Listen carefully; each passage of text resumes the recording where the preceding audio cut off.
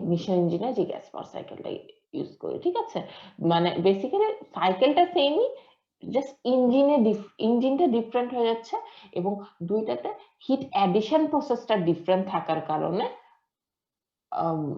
Basically এই মানে দুইটা আলাদা ক্যাটাগরাইজেশন হয়েছে। ওকে, তো এই ইঞ্জিনে 4টা স্টেপ থাকে, সবসময় 4টা স্টেপ থাকে। কখনো কখনো এই স্টেপ গুলোর মধ্যে কম্প্রেশন এন্ড এক্সপানশন হয় না। সো যদি 4টা স্টেপে কম্প্রেশন এক্সপানশন হয়, সেক্ষেত্রে আমরা জানি যে এই 4 স্ট্রোক ইঞ্জিন। এন্ড যদি 4 স্ট্রোক মানে 4 বার স্ট্রোক দূরত্বটা অতিক্রম করে, আর যদি 4টা ক্ষেত্রে না হয় কম্প্রেশন এক্সপানশন, সেক্ষেত্রে লেস স্ট্রোক ইঞ্জিনও হতে পারে, যেরকম 2 স্ট্রোক অথবা 3 স্ট্রোক ইঞ্জিনও হতে পারে। বাট ইউজুয়ালি আমরা 4 স্ট্রোক ইঞ্জিন নিয়েই কাজ করি। ওকে,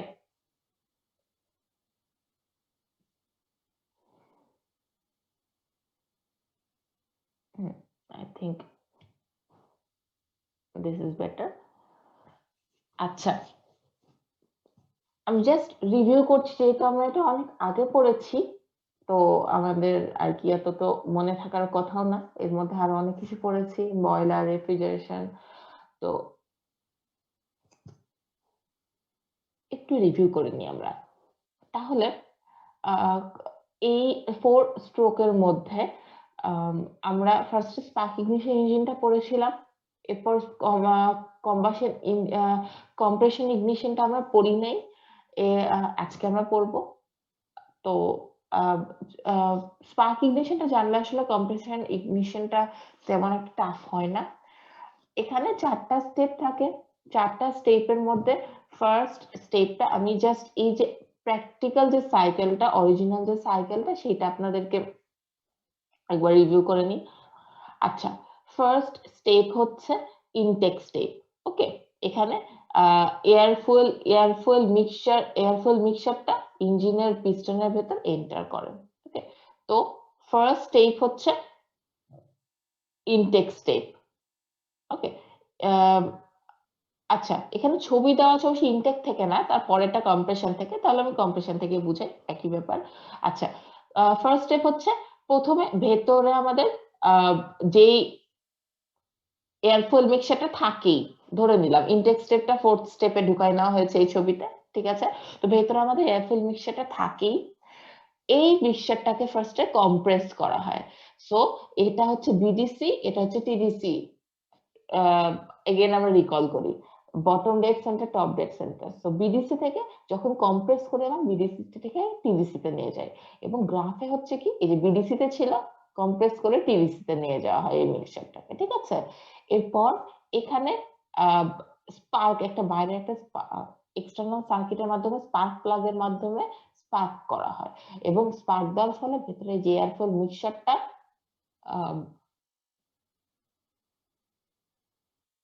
কম্বাশন হয়, জ্বলে ওঠে, ঠিক আছে? এবং জ্বলে ওঠার কারণে একটা মানে প্রচন্ড একটা ধাক্কা পায়। লাইক যখন জ্বলে ওঠে একটা হিট, অনেক বড় একটা হিট তৈরি হয়, গ্যাসগুলো এক্সপান্ডেড হয় এবং ধাক্কা একটা প্রেসার পায়, এবং এর ফলে মিক্সচারটা, সরি, পিস্টনের সিলিন্ডারটা এই ধাক্কার ফলে নিচের দিকে সরে যায় এবং এগেইন বিডিসিতে চলে যায়। সো এখানে ইগনিশন শুরু হয়, ইগনিশন হয়ে এই যে বিডিসিতে চলে আসছে, ঠিক আছে? ইগনিশন এখানে শুরু হয়, শুরু হয়ে কিছুক্ষণ পরেই কম্বাশন শেষ হয়ে যায়, বাট ওই কম্বাশনের ইম্প্যাক্টটা এই যে এক্সপানশন স্টেপে আমরা দেখতে পাই। ওকে, এরপর কি হয়, এই যে এখন তো কম্বাশন হয়ে গেল, এখন তো ভিতরে ফিউয়েল জ্বলে যাওয়া গ্যাস, এই যে এই পিস্টনের ভেতর এখন সেই গ্যাসটাকে বের করে দেওয়া হয়। এই যে এক্সস্ট গ্যাসগুলোকে এক্সস্ট ভালভের মাধ্যমে বের করে দেওয়া হয়, ভালভটা খুলে যায়, এর ফলে গ্যাসগুলো অটোমেটিক্যালি, হাই প্রেসার গ্যাসগুলো বাইরে বের হয়ে চলে যায়। বাইরে বের হওয়ার ফলে অটোমেটিক্যালি এই পিস্টনটা আবার টিডিসি তে চলে যায়। এই যে এখান থেকে এই যে নেমে পিস্টনটা এই যে এক্সস্ট স্টেপ, 4th স্টেপে এগেইন আমরা ইনটেক করি। যে বললাম যে ইনটেকটা 4th স্টেপে নিয়ে যাওয়া হয়েছে, এখানে আসলে আপনি যেভাবে বলতে চান, আপনি চাইলে ফার্স্ট স্টেপে ইনটেকটা নিয়ে আসতে পারেন। তো আর কি ফোর্থ স্টেপে আবার ইনটেক করা হচ্ছে, ইনটেক ভালভ খুলে যাচ্ছে এবং এয়ারফুল মিক্সচার এন্টার করছে এবং ইনটেক হচ্ছে। So this is basically the 4 steps of 4 stroke engine. এবং এটাকে 4 স্ট্রোক ইঞ্জিন কেন বলা হয়? বিকজ 4 বার এই যে টিডিসি থেকে বিডিসি দূরত্বটা হচ্ছে স্ট্রোক বলে এটাকে। ওকে, 4 বার এই দূরত্বটা অ্যাকচুয়ালি পরিভ্রমণ করছে বা যাওয়া আসা করছে। দ্যাটস ওয়াই এই ইঞ্জিনটাকে বলা হয় 4 stroke SI engine. SI engine মানে হচ্ছে spark ignition engine. Spark ignition কেন বলা হচ্ছে? বিকজ এই যে এখানে স্পার্ক সেকেন্ড স্টেপে দেখতে পাচ্ছেন এক্সটার্নাল সার্কিটের মাধ্যমে স্পার্ক করে কম্বাশন অর্থাৎ হিট অ্যাডিশন করা হচ্ছে। ওকে, এটা বেসিক্যালি আমাদের রিভিউ ছিল, এগুলো আমরা আগেই দেখেছি। ওকে, আজকে আমরা দেখব compression ignition engine. Okay, this is also actually the same mechanism, the same cycle, only এই যে হিট অ্যাডিশন প্রসেস যেটা সেইটা ডিফারেন্ট। ওকে, এর আগে এক্সটার্নাল সার্কিটের মাধ্যমে স্পার্ক করে হিট অ্যাডিশন করা হচ্ছিল, এখন নাম যা বলছে কম্প্রেশন ইগনিশন, কম্প্রেশনের মাধ্যমে হিট অ্যাডিশন হবে।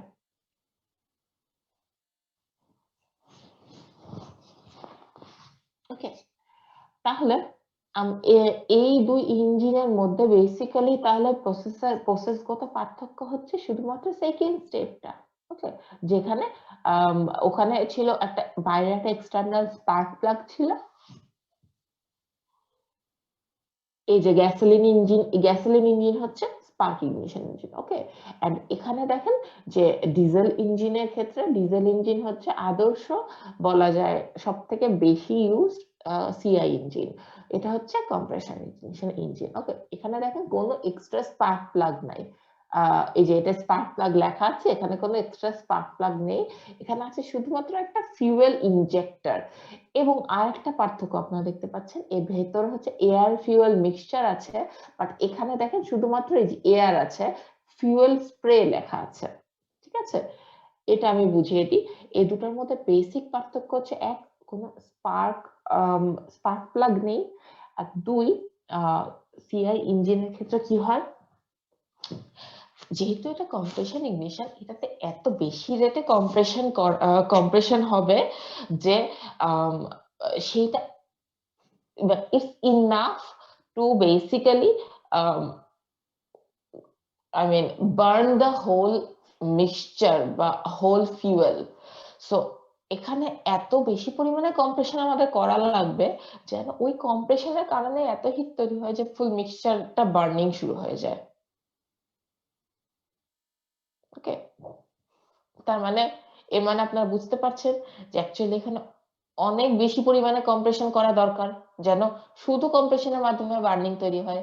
তাহলে এক্ষেত্রে কম্প্রেশন রেশিও যেটা আমরা পড়েছিলাম মনে আছে, যে ইঞ্জিনের ক্যাপাসিটি বোঝাতে একটা কম্প্রেশন রেশিও মানে Vmax বাই Vmin, অর্থাৎ Vmax হচ্ছে টিডিসি তে যখন ছিল আর বিডিসি তে যখন ছিল, ভেতরে তো ম্যাক্সিমাম ভলিউমে গ্যাস থাকে, তো সেটা হচ্ছে Vmax, আর টিডিসি তে যখন চলে আসে সেটা হচ্ছে Vmin। এই Vmax আর Vmin এর রেশিওটাই হচ্ছে কম্প্রেশন রেশিও। তো কম্প্রেশন ইগনিশন ইঞ্জিনে কম্প্রেশন রেশিও কিন্তু অনেক হাই হয়, কেননা বেশি কম্প্রেস করার লাগে। ঠিক আছে, এবং বেশি কম্প্রেস করে বেশি হিট তৈরি করা লাগে, কারণ এখানে এক্সট্রা কোনো স্পার্ক প্লাগ নেই। এক, আমি কিন্তু পার্থক্যে চলে গেছি অলরেডি, পার্থক্য এই স্লাইডে নেই, আমি মুখে বলবো। সো আপনাদের যেহেতু লেকচার দিয়েই দিব, আপনাদের কাছে থাকবে সেটা। তো এই আর আর পার্থক্য বাকি বইয়েও আছে ডিটেইল একদম। ঠিক আছে, তো 1 নাম্বার পার্থক্য দুটোর মধ্যে কোনো একটা স্পার্ক প্লাগ আছে, একটা নেই। 2 নাম্বার পার্থক্য যে প্রচুর পরিমাণে সিআই ইঞ্জিনে যে কম্প্রেশন রেশিও সেটা অনেক হাই হয়। ওকে, 3 নাম্বার পার্থক্য ছবি দেখেই বলতে পারবেন যে কম্প্রেশন ইগনিশন ইঞ্জিনের ভেতরে শুধুমাত্র এয়ার থাকে, কন্ট্রোল সাবস্টেন্স হিসেবে এয়ার দেওয়া হয়, এবং স্পার্ক ইগনিশন ইঞ্জিনে এয়ার ফিউয়েল মিক্সচার এন্টার করানো হয়, ঠিক আছে। আর কম্প্রেশন ইগনিশনে সিআইএ ফিউয়েলটা, এখন ফিউয়েল না থাকলে কিন্তু আসলে জ্বলবে না।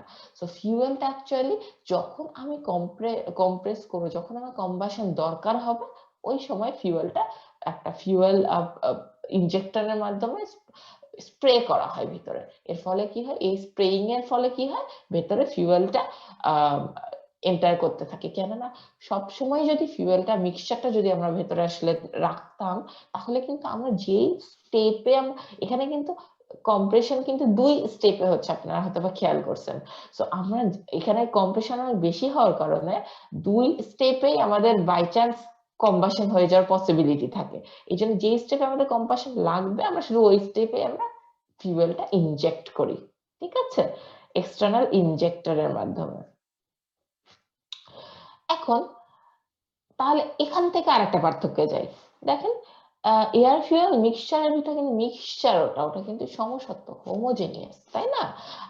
আর এখানে সিআই ইঞ্জিনে কিন্তু ফিউয়েলটাকে আমরা স্প্রেইং করছি। সেক্ষেত্রে আপনি একদম স্বভাবতই কমন সেন্স ওয়াইজ আপনি বলতে পারেন না যে বেসিক্যালি এই 2 নাম্বারে যেখানে আমরা স্প্রেইং করছি, সেখানে আসলে মানে বার্নিংটা অথবা কম্বাশনটা সমসত্বভাবে হবে না, এবং এসআই ইঞ্জিনে সমসত্বভাবে হোমোজেনিয়াস এবং ফুললি ডিস্ট্রিবিউটেড একটা বার্নিং হবে।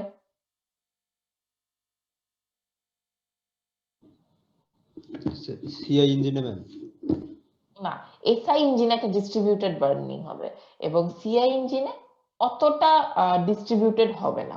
কেননা এখানে কিন্তু যে ফিউয়েলটা সেটা আমরা জাস্ট বার্নিং এর সময় স্প্রেইং করছি, যে একটা সার্টেন জায়গা থেকে স্প্রে করা মানে কি, উপর থেকে নিচে নামছে, পড়ছে। সো সব জায়গায় কিন্তু সমানভাবে ছড়িয়ে যায় না, তাই না?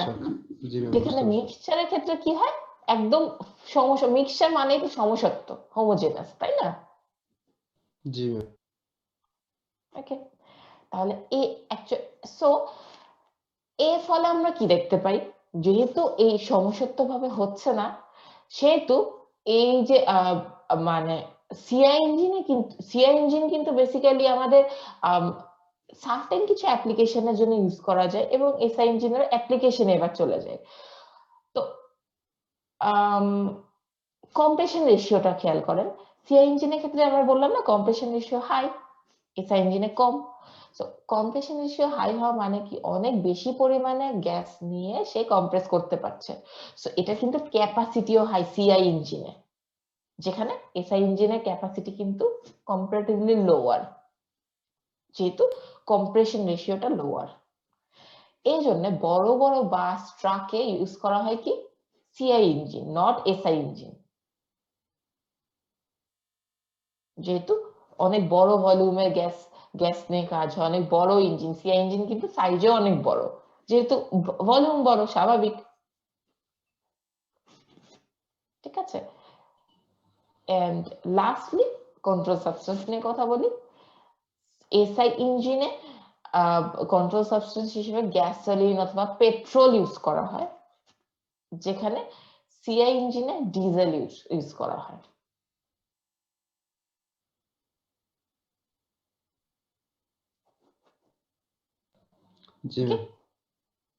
তো বেসিক্যালি এগুলোই হচ্ছে মানে পার্থক্যগুলো। এমন না যে খুব মানে মুখস্থ রাখা লাগবে, আপনি জিনিসটা বুঝেন তাহলে অ্যাকচুয়ালি পার্থক্যগুলো মানে এমনি আপনারা অনেকগুলো পার্থক্য বলতে পারবেন। এই দুটোর মধ্যে, এই দুই ইঞ্জিনের মধ্যে পার্থক্য বেসিক্যালি খালি সেকেন্ড স্টেপ, এই যে ইগনিশন স্টেপ। ওকে, পাশে আপনাদের কার্ভ সাইকেলের গ্রাফ দেওয়া আছে। সাইকেলে অ্যাকচুয়ালি একটু পার্থক্য হয়, বিকজ যেহেতু দুটার মধ্যে মানে মেকানিজম আলাদা, সো সাইকেলটা একটু একটু আলাদা হয়, বাট মোটামুটি মোর অর লেস কাছাকাছি অ্যাকচুয়ালি, মানে ইউ ক্যান কম্পেয়ার যে এটার ক্ষেত্রে আহ, উম, এ- আমরা হচ্ছে সাইকেলটা একদম আদর্শ গ্রাফে দেখাইছি, নট দ্য অ্যাকচুয়াল গ্রাফের। সো আমরা এইটার মধ্যে যদি কম্পেয়ার করি যে পিভি সি এসআই ইঞ্জিনের ক্ষেত্রে পিভি কার্ভ হচ্ছে এইটা, পিভি সাইকেল গ্যাসোলিন ইঞ্জিনের, আর সিআই ইঞ্জিনের ক্ষেত্রে এইটা স্টেপ ওই চারটাই আছে, আলটিমেটলি সবই সেম, বাট দুইটা স্টেপে খালি পার্থক্য আছে, দ্যাট ইজ এই যে Q out Q in step গুলা একটু ডিফারেন্ট, ঠিক আছে। সিআই ইঞ্জিনের ক্ষেত্রে কিউ আউট স্টেপটা মানে যেখানে এক্সস্ট স্টেপটা বেসিক্যালি ওইখানে আইসো আইসো কোরিক একটা প্রসেস হয়, অ্যাকচুয়ালি আয়তনটা সেম থাকে, ঠিক আছে। আর সিআই ইঞ্জিনের ক্ষেত্রে বলছি, আর যেই স্টেপে হিট ইনপুট করা হয় সে স্টেপে প্রেসারটা সেম রাখা হয়, অর্থাৎ প্রেসারটা বেসিক্যালি সেমই থাকবে, বিকজ সে কম্প্রেসড অবস্থায় ম্যাক্সিমাম কম্প্রেশনে সে আছে, ওই কম্প্রেশনের ফলে তখন আর কি ইগনিশনটা শুরু হয়। সো অ্যাকচুয়ালি প্রেসারটা তখন সেম থাকে, ঠিক আছে। মানে ওই প্রেসারটা বেশ কিছুক্ষণ ধরে রাখা হয়, তারপর ইগনিশন শুরু হয়। সো ওই প্রেসারটা কনস্ট্যান্ট থাকে ওই স্টেপটাতে, ওকে। এরপর ইগনিশন যখন হয়ে যায় তারপর প্রেসারটা ইনক্রিজ হওয়া শুরু হয়, সরি ডিক্রিজ হওয়া শুরু হয়, বিকজ ইগনিশনের পর তো ডেফিনেটলি মানে এক্সপান্ড হবে, তারপর তখন ডিক্রিজ হওয়া শুরু হয়, ঠিক আছে, প্রেসারটা। জি ম্যাম, ভলিউম বাড়বে। রাইট, ভলিউম বেড়ে যাবে। ওকে, সো বেসিক্যালি এইটাই হচ্ছে, এই দুইটাই হচ্ছে পার্থক্য, যে মানে constant volume and constant pressure এই দুইটা স্টেপে জাস্ট হিট দেওয়ান আর স্টেপ দুটো, বাকি স্টেপ গুলো মোরলেস সেম। আর টিএস কার্ভে তেমন কোনো পার্থক্য নাই বেসিক্যালি, ওকে। টিএস কার্ভটা কাছাকাছি একই টাইপের, ওকে। সো এখানে এখানে বেসিক্যালি আমাদের কিছু ইটা নিয়ে কিছু কথাবার্তা বলছে, যেটা আমরা অলরেডি বলেই ফেলেছি, যে আচ্ছা ফর সেম আর, আর মানে হচ্ছে ratio, compression ratio. So for same R, এটা আসলে বলার দরকার রাখে না, অটো সাইকেলের ইটা মানে এফিসিয়েন্সি গ্রেটার দেন ডিজেল সাইকেলের এফিসিয়েন্সি, বিকজ অটো সাইকেল হচ্ছে এসআই ইঞ্জিন, আর ডিজেল সাইকেল হচ্ছে সিআই ইঞ্জিন, ঠিক আছে।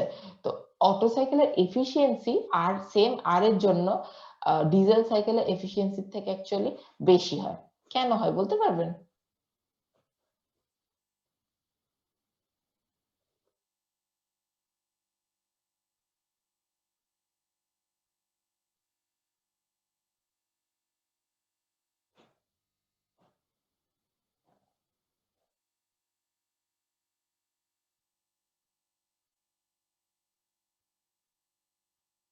কি মনে হয়?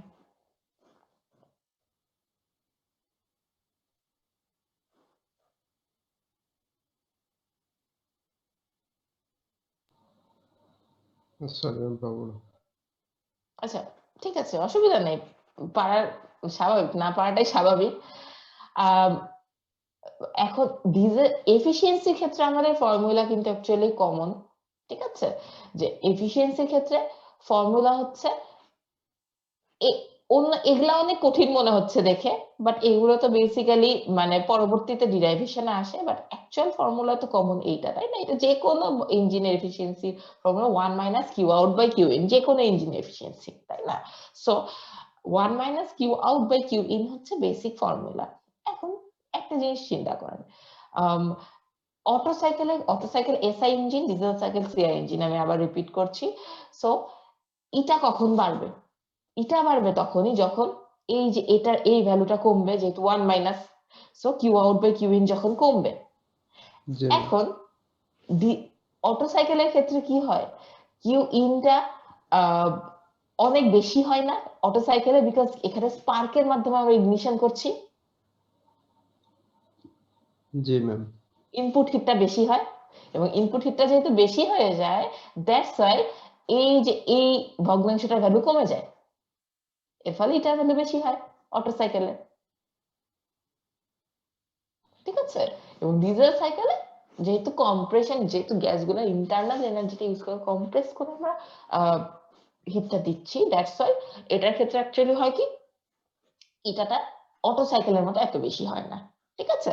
সো কম্পেয়ার যদি আপনারা করতে চান, আর ডিজেল সাইকেল কিন্তু diesel engines operate at much higher compression ratios and thus are usually more efficient than SI engine, যেটা একটু আগে বললাম যে compression ratio হাই, এই জন্য এফিসিয়েন্সি মানে এফিশিয়েন্ট আরো বেশি হয়। এফিসিয়েন্সি হয়তো বা কম, বাট এফিশিয়েন্ট আরো বেশি হয়, ইফেক্টিভনেস আরো বেশি, ঠিক আছে, যেহেতু হায়ার কম্প্রেশন রেশিও। ওকে, আর এখানে আমরা অনেক সময় দুইটার মিক্স আপ সাইকেল অনেক সময় ইউজ করা হয়। এটা আপনাদের এত ডুয়াল সাইকেল, এটা হয়তো এটা আপনাদের জাস্ট নলেজের জন্য বলছি, এটা ডিটেল আপনাদের জানা লাগবে না। দ্যাট ইজ অনেক সময় করা হয় যে ইগনিশন স্টেপটাতে যে 2 দফায় কিউ ইনপুট করা হয়। কিভাবে? এক, আমরা কনস্ট্যান্ট প্রেসারে একবার করব এবং কনস্ট্যান্ট ভলিউমে একবার করব, ঠিক আছে। কনস্ট্যান্ট ভলিউমে যখন করব সেটা হয়ে যাবে এসআই ইঞ্জিনের মতো। সো একবার স্পার্ক দেওয়া হয় এবং তারপর বেশ কিছুক্ষণ ওই কনস্ট্যান্ট প্রেসারটা ধরে রাখা হয়। এর ফলে কি হয় যে প্রচুর বেশি পরিমাণে হিট তৈরি হয়, ঠিক আছে। এটাকে বলা হয় ডুয়াল সাইকেল এবং এটাতে প্রচুর বেশি পরিমাণে হিট তৈরি হয় এবং এটাতে অনেক বেশি পরিমাণে এফিসিয়েন্সি আমরা পাই। ওকে, এটা হচ্ছে হাইব্রিড একটা সাইকেল। আপনাদের বেসিক্যালি জাস্ট নলেজের জন্য এটা বললাম, কিন্তু সিলেবাস আপনাদের আছে শুধুমাত্র বেসিক সাইকেল গুলোই। সো এটা এত ডিটেইল যে একদম সাইকেল সহ মুখস্থ এত পড়া লাগবে না ডিউয়েলটা, ঠিক আছে। তো এখানে একটা এক্সাম্পল ম্যাথ জাস্ট মানে টার্ম গুলো দিয়ে দেওয়া আছে। এই ম্যাথটা আমি আপনাদেরকে জাস্ট একবার দেখাবো, দেখালে আপনারা বুঝতে পারবেন যে ব্লু যেটা সেটা আপনাদের দেওয়া আছে গিভেন ভ্যালুস, ঠিক আছে। সেখান থেকে আপনারা কি কি ভ্যালু আনতে পারবেন সেটা। ওকে, তো P1 দেওয়া আছে, P1 মানে 1 পয়েন্টের P দেওয়া আছে, ঠিক আছে। P1 দেওয়া আছে, T1 দেওয়া আছে। T1 মানে হচ্ছে বেসিক্যালি এই 1 পয়েন্টের টিও দেওয়া আছে, ঠিক আছে। তো P1 আর T1 দেওয়া আছে। এখন বাকি আর দেওয়া আছে এবং কিউ ইনপুট দেওয়া আছে। বাকি আপনাকে এফিসিয়েন্সি, নরমালি ম্যাথ সবসময় থাকে যে এমইপি আর এফিসিয়েন্সি বের করো, ঠিক আছে। সো এমইপি আর এফিসিয়েন্সি বের করো। এখন এটা কি করে বের করবেন? তো বের করার জন্য এফিসিয়েন্সির জন্য একটু আগে বললাম common formula W by Q in, actually ফর্মুলাটা। সো W হচ্ছে এখন আপনাকে তাহলে W নেট বের করতে হবে। W net equals to Q in minus Q out, ঠিক আছে। এখন তাহলে কিউ ইন তো আপনার দেওয়াই আছে, আমি এসে ব্যাক ক্যালকুলেশন করছি জাস্ট, ঠিক আছে, যে কি বের করতে হবে, ইটা বের করতে হবে। ইটার ফর্মুলা কি? W net by Q in. এত কঠিন কিন্তু ফর্মুলা গুলো মুখস্থ রাখতে হবে না আপনাদেরকে, জাস্ট বেসিক গুলো মনে রাখেন। W net by Q in, W net মানে কি? Q in minus Q out. তাহলে এখন যদি কিউ ইনটা বের করতে পারেন তাহলে আপনি কিউ আউটটা বের করতে পারেন, তাহলে আপনি কিউ ইনটা পেয়ে যাবেন। কিউ ইন এর সাথে মাইনাস করে W নেটটা পেয়ে যাবেন, কারণ কিউ ইন তো দেওয়াই আছে, ঠিক আছে। তাহলে এটা এই কিউ আউটটা কি করে বের করবেন?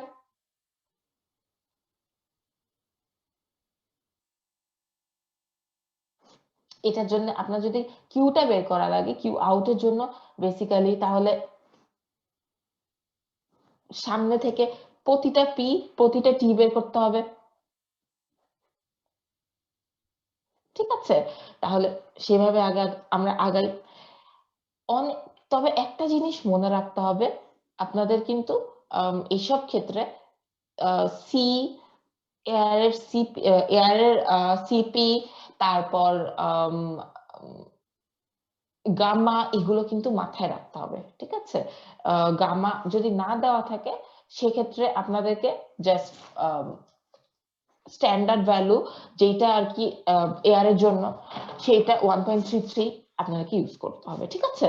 তো নর্মালি যদি না দেওয়া থাকে, যদি দেওয়া থাকে কোন একটা সার্টেন গ্যাসের জন্য, কারণ 2 মোল 3 মোল গ্যাসের জন্য তো ডিফারেন্ট হয়, তো সেক্ষেত্রে সেই ভ্যালুটা ইউজ করতে হবে। ওকে,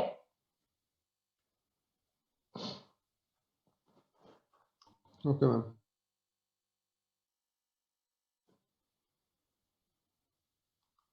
সো ম্যাথটা জাস্ট এখানে দেওয়া আছে, আমি এখন আস্তে শুরু থেকে শুরু করি। ওকে,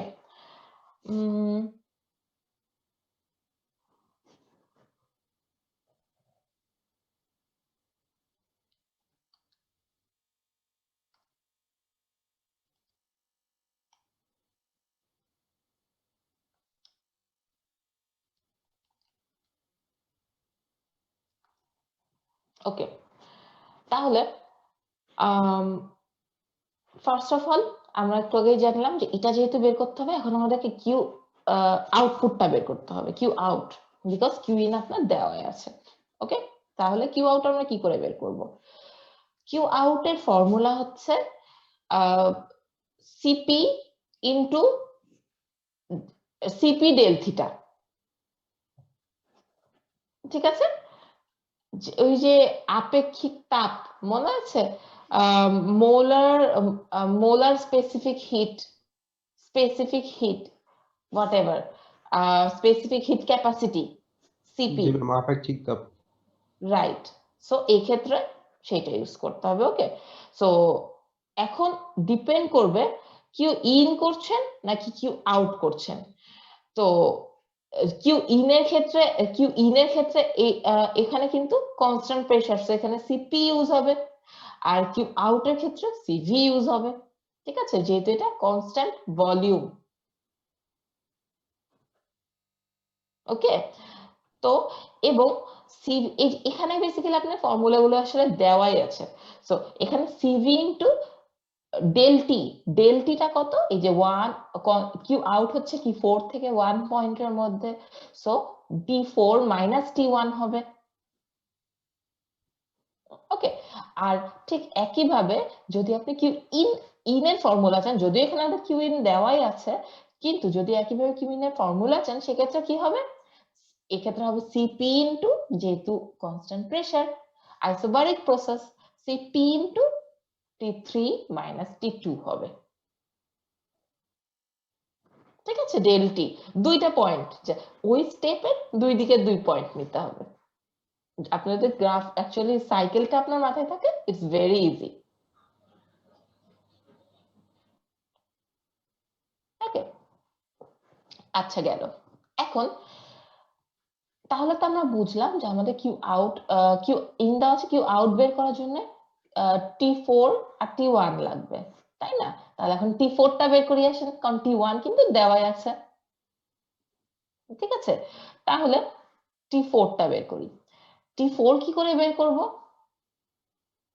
T4 বের করার জন্য আমাদেরকে এই যে বাকি ইনফরমেশন গুলো দেওয়া আছে, আর দেওয়া আছে, T1 দেওয়া আছে, P1 দেওয়া আছে। ওকে, তাহলে T4টা বের করার জন্য আমাদের লাগবে এই যে আইসেন্ট্রপিক প্রসেস, এইটা হয়েছে। আইসেন্ট্রপিক প্রসেসের ক্ষেত্রে কি হয়, P to the power gamma, PV to the power gamma, isentropic মানে জি ম্যাম। অ্যাডিয়াবেটিক প্রসেস, তাই না? So PV to the power গামার ফর্মুলা চলে যায়। তাহলে সেক্ষেত্রে আপনি যদি P3 জানেন, মানে P3 জানেন, সেক্ষেত্রে P4 T4 বের করতে পারবেন খুব ইজিলি, যেহেতু গামা আপনি জানেন।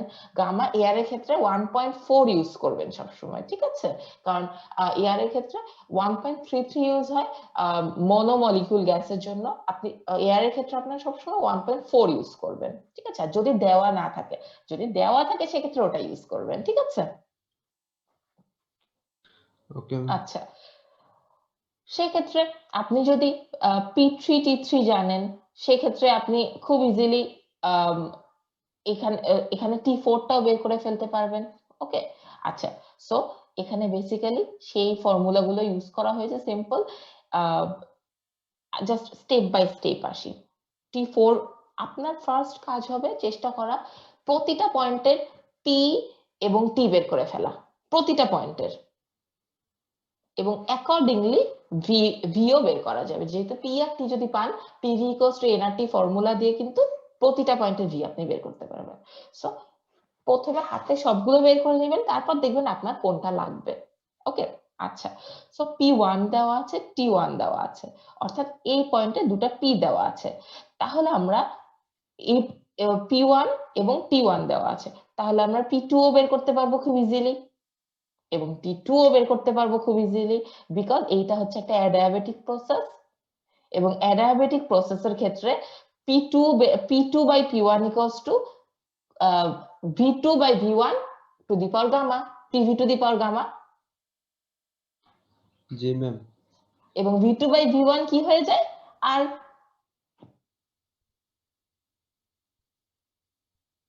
কারণ ম্যাক্সিমাম এবং মিনিমাম ভলিউমের রেশিওটা হচ্ছে compression ratio.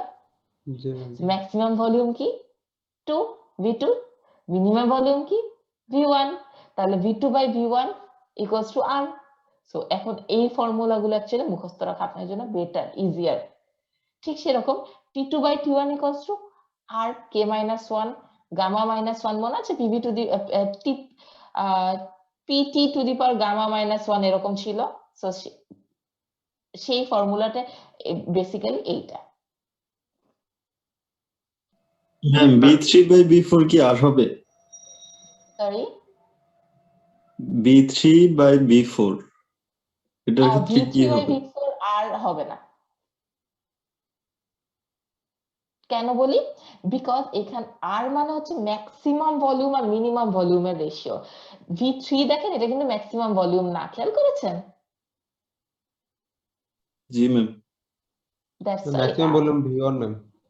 V1, sorry, V4 minimum volume না এটা। V4 যদিও মিনিমাম ম্যাক্সিমাম ভলিউমটাই আপনারা পাচ্ছেন, 3 কিন্তু মিনিমাম ভলিউম না, খেয়াল করেন মিনিমাম ভলিউম হচ্ছে 2। জি ম্যাম, মিনিমাম ভলিউম 2 আর হচ্ছে ম্যাক্সিমাম 1। রাইট, এবং কিন্তু আমার V4 ইকুয়ালস টু V1 হবে কিন্তু, যেহেতু এটা হ্যাঁ ম্যাম, এখানে তো দুইটাই সমান। Right, constant volume, right. এইভাবে আস্তে আস্তে সবগুলা বের করে ফেলতে পারবেন, ঠিক আছে? গেল। সো আপনি P2 ও পেয়ে গেলেন, T2 ও পেয়ে গেলেন, ওকে গেল। এখন P2 আর T2 যেহেতু পেয়ে গেছেন, এখন V1 সিম্পলি এখান থেকে আপনারা V1 বের করে ফেলতে পারবেন, যেহেতু আপনারা P1 T1 দুটাই জানেন। So V1 equals to NRT formula দিয়ে পেয়ে গেলেন, n ইকুয়ালস টু 1 ধরা হয়েছে এখানে এবং r এর ভ্যালু 8.314, ঠিক আছে? সো V1 ও আপনারা পেয়ে যাবেন এবং V2 ও পেয়ে যাবেন, যেহেতু আপনারা P2 ও জানেন, T2 ও জানেন, P1 ও জানেন, T1 ও জানেন, V1 V2 ও পেয়ে গেলেন, ঠিক আছে? তারপর এখন আপনারা এখন এইটুকু জায়গার মধ্যে সব আমরা জানি, 1 থেকে 2 এর মধ্যে P1 T1 P2 T2 V1 V1 V2 সব জানি, ঠিক আছে? এখন আমরা যাই এই পয়েন্টে 3 তে, জাম্প করি। আচ্ছা, এখন 3 তে যাওয়ার জন্য আপনাকে কোন জিনিসটা আমরা 2 থেকে আমরা নিয়ে আসতে পারবো 3 তে যাওয়ার জন্য, কোন লিঙ্কটা ধরে আমরা আগাইতে পারবো? Ma'am P1 by P2 equal to V1 by V2 এর সূত্রটা। এটার জন্য সব থেকে ইজি হচ্ছে P2 ইকুয়ালস টু P3 না? কারণ এটা হ্যাঁ, একটা এখানে কনসেন্ট্রেশন, প্রেসার সমান। রাইট? যে চেষ্টা করবেন যখনই আমরা জাম্প করব, যেখানে সবই চেঞ্জেবল, লাইক এই যে 1 থেকে 2 এর মধ্যে কিন্তু সবই চেঞ্জ হচ্ছে, দেখেন এটা সবই চেঞ্জ হচ্ছে কম বেশি। সো এখানে আমরা সূত্র দিয়ে বের করলাম, বাট এখানে যেটা যেটা আমরা কনস্ট্যান্ট, যেটা আমরা জানি যে মোটামুটি কমন, সেটা আমরা চেষ্টা করব ক্যাচ করে আগানোর, ঠিক আছে? সো এই ক্ষেত্রে দেখেন P3 equals to P2, so একটা আমরা পেয়ে গেলাম, যে উই নো যে P3 equals to P2। So P3 তো সমস্যা নেই, তাই না? আচ্ছা, এখন এবার আমরা যাই, P তো বের করে ফেললাম, এবার আমরা T বের করতে পারবো না? যেহেতু আমাদের Q ইনপুট ভ্যালু দেওয়া আছে, Q ইন দেওয়া আছে, T2 আমরা জানি, তাহলে আমরা P এর ভ্যালু বের করতে পারবো না? সরি, জি T3 ম্যাম, এর ভ্যালু বের করতে পারবো না, সরি, কারণ Q in equals to P into T3 minus T2, এই যে এই ফর্মুলাটা।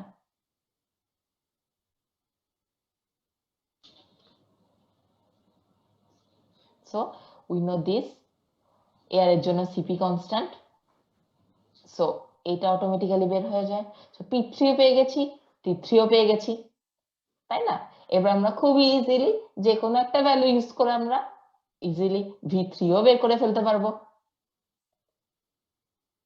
তাই না? এখানে আমি আর বের করা দেখাই নাই, আমরা ভ্যালুটা বের করে ফেলতে পারবো সিম্পলি। ঠিক আছে, সিপিটা যেন কি বলবেন? সিপিটা সিপি অ্যাকচুয়ালি এয়ার এর ক্ষেত্রে সিপি বইয়ের পেছনে দেওয়া আছে কনস্ট্যান্ট ভ্যালু। আচ্ছা, আপনাদেরকে আমি ভ্যালুটা ওই যে বের করে দিতে পারবো। 1.4 1.3 এই ভ্যালু মানে 1.4 অ্যাকচুয়ালি ওটা তো গামা, অ্যাকচুয়ালি কে এখানে কে এর ভ্যালু। আচ্ছা ওই হ্যাঁ গামাটা সিপি সিভি এগুলো ভ্যালু ছিল ম্যাম, মেবি 20 আচ্ছা, পয়েন্ট আচ্ছা। সামথিং এরকম কিছু হতে পারে। এগুলো কি দেওয়া থাকবে? হ্যাঁ, রাইট, বইয়ের পেছনে দেওয়া আছে আপনাদের, প্লাস ম্যাথে আমি দিয়ে দিব এক্সামে, সমস্যা নেই, আচ্ছা আচ্ছা ওটাই বলতেছি। আপনাদের ঠিক এত আছে। মুখস্থ করা লাগবে না, আমি দিয়ে দিব জি ম্যাম। সিপিসিভি। ওকে, আচ্ছা, তো তাহলে এখান থেকে আমরা V3 ইজিলি বের করে ফেলতে পারবো, ঠিক আছে? V3 বের করে ফেলতে পারবো, V4 ও বের করে ফেলতে পারবো, যে সেম প্রসেসে V4 যদি আমরা বের করে ফেলতে পারি তাহলে V4 ইকুয়ালস টু V1, ঠিক আছে, সমস্যা নেই। এখন V4 যদি আমরা পেয়ে যাই, সেখান থেকে কিন্তু আমরা T4 বের করে ফেলতে পারবো, যেহেতু আমরা T3 জানি, V3 জানি, V4 জানি, সেক্ষেত্রে আমরা T4 ও বের করে ফেলতে পারবো। এত কষ্ট যে করলাম, এই কেন করলাম? বিকজ এই T4 দিয়ে যেন আমরা কিউ কিউ আউটটা বের করতে পারি, এই যে এই ফর্মুলায় বসে। এই যে সিভি আমরা কনস্ট্যান্ট জানি, T1 কোশ্চেনে দেওয়া আছে, T4 আমরা এত কষ্ট করে বের করলাম, এইটা কিউ আউটে আমরা বসাবো, কিউ আউট এখান থেকে বের হবে, Q in minus Q out হবে W, এবং W বাই কিউ ইন হবে এটা।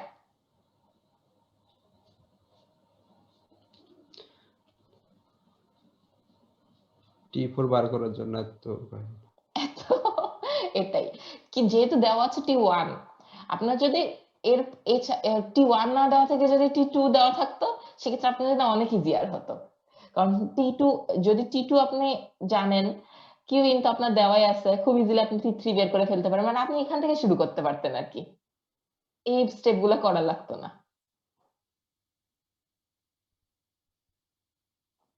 তাই না বলেন? সো অঙ্কগুলো কিন্তু খুবই ইজি, জাস্ট একই সাইকেলে চলতে থাকে, আপনার জাস্ট গ্রাফটা মনে রাখা লাগবে, কারণ এটা আমি তো দিয়ে দিব না, যে ডিজেল সাইকেলের যে কার্ভটা সেটা আপনার মনে রাখা লাগবে, এটা আমি দিয়ে দিব না, বাট বাকি সব ভ্যালু আপনাদের দেওয়াই থাকবে, ঠিক আছে? ইভেন আমি গামার ভ্যালুও দিয়ে দিব দরকার হলে, যদি না দেওয়া থাকে 1.4 ইউজ করবেন, না যদি দেওয়া থাকে সেক্ষেত্রে সেটা ইউজ করবেন, ঠিক আছে? Okay ma'am. গামা বলতে এখানে কেটা বোঝাচ্ছে না? কে, রাইট, আমি অনেক বইয়ে অ্যাকচুয়ালি একাধিক বইয়ে একাধিক এক্সপ্রেশন থাকে, এখানে কে দেওয়া আছে, আবার বিভিন্ন আরো কোনো বই গামা থাকতে পারে, সমস্যা নেই, গামা কে ইকুয়াল সেম, আর আর আর হচ্ছে কম্প্রেশন রেশিও, ঠিক আছে?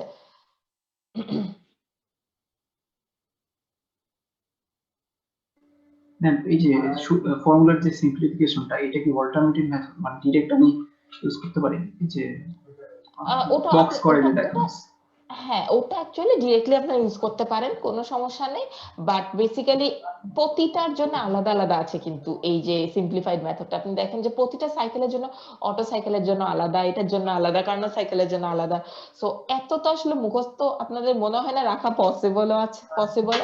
এখানে জাস্ট আমি করে দেখিয়ে দিয়েছি যে না, ওই ফর্মুলা দিয়ে করলেও আপনাদের সেম ভ্যালু আসবে। জি ম্যাম।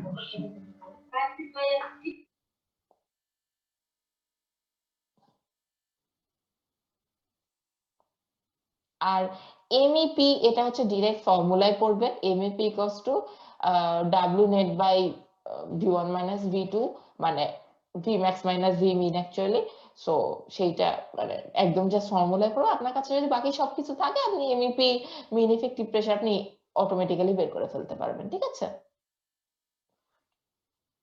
গেল ম্যাথ একটা জাস্ট জিস দেখলাম। আচ্ছা এগেন থিওরিতে ব্যাক করি আমরা। আচ্ছা আর একটা জিনিস, অনেক কিছু আছে বাট মানে আমি আপনাদের এই স্লাইডে সবকিছু পড়াবো না, আমি বলে দিব কোনটা কোনটা পড়তে হবে। যেমন স্টার্লিং এরিকসন সাইকেল, এটা জাস্ট থিওরি পড়তে হবে, এটার কোনো ম্যাথ দেখা লাগবে না। মেনলি আপনাদের এই স্লাইড গুলোর মধ্যে অটো সাইকেল, কার্নার সাইকেল, মানে অ্যাকচুয়ালি এখানে এসআই ইঞ্জিন সিআই ইঞ্জিনের যে ম্যাথ দেওয়া আছে এই যে এইটা একই টাইপের এই ম্যাথ দেওয়া আছে, এবং কার্নার সাইকেল এই ম্যাথ গুলো দেখতে হবে। স্টার্লিং এরিকসন সাইকেল আমি just for theory, just for your knowledge আমি শেয়ার করছি। আর ব্রেটন সাইকেল তো আমরা অলরেডি জানি, ব্রেটন সাইকেল আমরা রেফ্রিজারেশনে পড়েছি, এবং রেফ্রিজারেশনের ম্যাথে আমরা ব্রেটন সাইকেলের ম্যাথ সিমিলার ম্যাথ আমরা পাবো। সো এটা নিয়েও আসলে এত সমস্যা নেই। আর বাকিগুলো জাস্ট থিওরি জানলেই হবে, বাকিগুলো ডিটেল মানে গ্যাস টারবাইনের ডিটেল ম্যাথ দেখা লাগবে না, ঠিক আছে? জাস্ট সাইকেল গুলোর ম্যাথ দেখলেই হবে। ওকে, গ্যাস টারবাইনে এখানে যদিও এখানে যদিও ম্যাথ দেওয়া আছে, যদি আপনারা দেখতে চান দেখতে পারেন, বা ডিটেল দেখা মানে আমি পরীক্ষায় দিব না, আপনি যদি দেখতে চান দেখতে পারেন, ঠিক আছে? এখানে আমি থিওরি গুলো পড়িয়ে দিব আপনাদেরকে। ওকে, সো আমরা এগেন ব্যাক করি। Stirling and Ericsson cycle, Stirling Ericsson cycle হচ্ছে বেসিক্যালি এই যে আমরা যে ডিজেল সাইকেল দেখলাম এইটারই শুধুমাত্র দুইটা স্টেপ একটু ডিফারেন্ট হবে। হ্যাঁ, Stirling Ericsson cycle involve an isothermal heat addition at TH and an isothermal heat rejection at TL। যখন হিট অ্যাডিশন এবং হিট রিজেকশন হচ্ছে প্রসেস গুলো আইসোথার্মাল হয়, ঠিক আছে? এটা বেসিক্যালি কার্নার সাইকেলের সাথে জাস্ট দুইটা স্টেপে ডিফারেন্ট। কার্নার সাইকেলেও কিন্তু সেম প্রসেসটাই হয়, আইসোথার্মাল হিট অ্যাডিশন হয়, তবে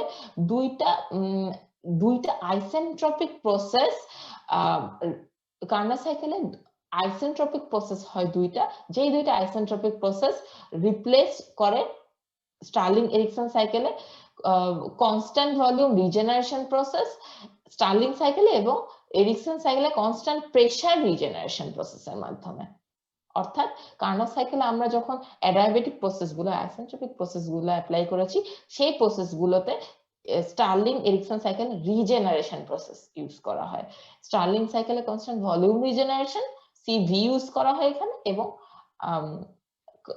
এরিকসন সাইকেলে কনস্ট্যান্ট প্রেসার সিপি ইউজ করা হয়, ঠিক আছে?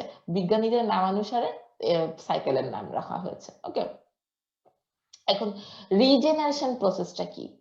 রিজেনারেশন প্রসেসটা হচ্ছে, এখানে আপনারা এটা দেখলে বুঝতে পারবেন যে রিজেনারেশন প্রসেসটা বেসিক্যালি হচ্ছে যে যখন আমাদের গ্যাসটা হিট নেয় বা হিট ছাড়ে, তখন আমরা কিন্তু এক্সটার্নাল একটা হিট সোর্সের মাধ্যমে হিট দিই, কিংবা এক্সটার্নাল একটা হিট সোর্সের মাধ্যমে হিট সিঙ্কের মাধ্যমে হিটটা শোষণ করে নিই।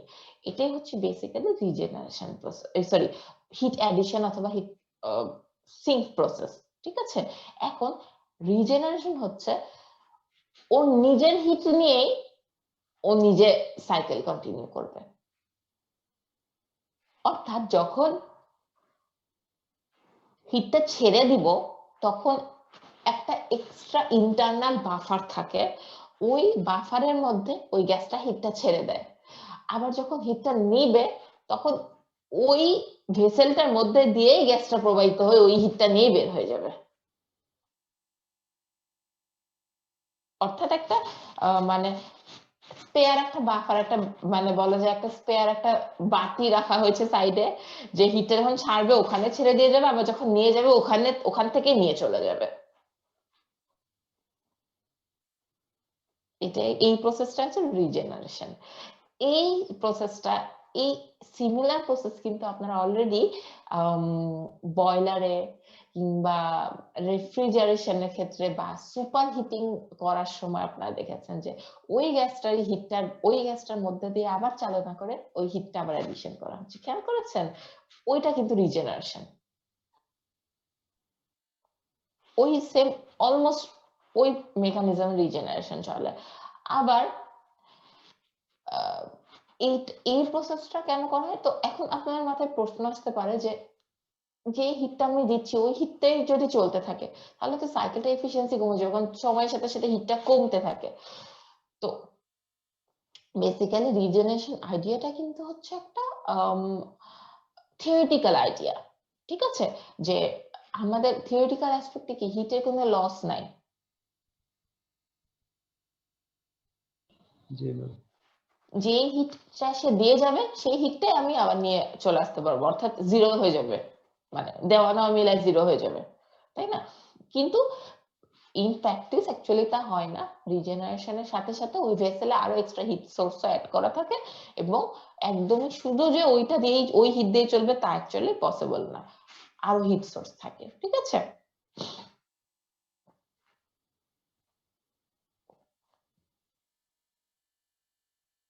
So both cycles utilize এই প্যারাতে বলছে যে both cycles utilize regeneration, a process during which heat is transferred to a thermal energy storage device called a regenerator during one part of the cycle and is transferred back to the working fluid during another part of the cycle. সাইকেলের একটা পার্টে এই পার্টে সে এনার্জিটা এই যে দিয়ে যাচ্ছে এবং সেই এনার্জিটা এখানেই থাকছে, এই ভেসেলটাতেই থাকছে এবং এখান দিয়ে যখন সে ফ্লো করে যখন সে চলে যাচ্ছে এই এনার্জিটা সে নিয়ে বের হয়ে যাচ্ছে, সাইকেলটা কন্টিনিউ করছে। স্টার্লিং সাইকেলে 4টা স্টেপ থাকে বেসিক্যালি। একটা হচ্ছে আইসোথার্মাল এক্সপানশন স্টেপ, একটা হচ্ছে আইসোকোরিক। স্টার্লিং সাইকেল মনে আছে? স্টার্লিং সাইকেল হচ্ছে কনস্ট্যান্ট ভলিউম প্রসেস, ঠিক আছে?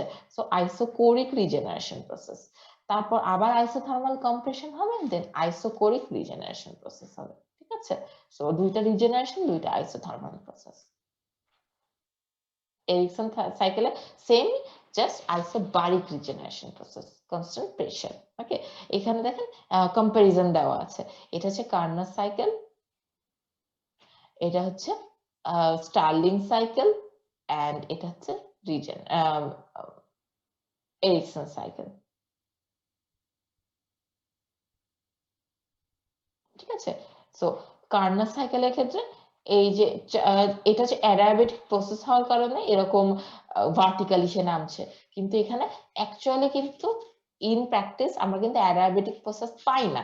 দ্যাটস আসলে ইন প্র্যাকটিস কার্নার সাইকেলের সব থেকে সিমিলার, সব থেকে কাছাকাছি হচ্ছে স্টার্লিং এন্ড এরিকসন সাইকেল, ঠিক আছে? সো এই ক্ষেত্রে খালি অ্যাডিয়াবেটিক প্রসেসটার বদলে isobaric and isochoric process replaced হয়েছে। তো স্টার্লিং সাইকেলের ক্ষেত্রে আইসোকোরিক, এই যে ভি কনস্ট্যান্ট দেখেন, ভি কনস্ট্যান্ট, এবং এরিকসন সাইকেলের ক্ষেত্রে আইসোবারিক প্রসেস। এবং রিজেনারেশন, এখানে রিজেনারেশন এটা কেন বলা হয়েছে? বিকজ এই প্রসেসটা এই স্টেপের হিটটা এই স্টেপে চলে যায়,